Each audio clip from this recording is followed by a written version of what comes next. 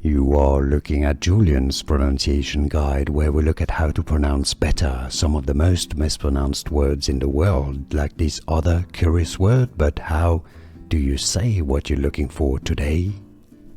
We are looking at how to pronounce these phrases, as well as how to say more confusing vocabulary that too many mispronounce in English, so make sure to stay tuned to the channel.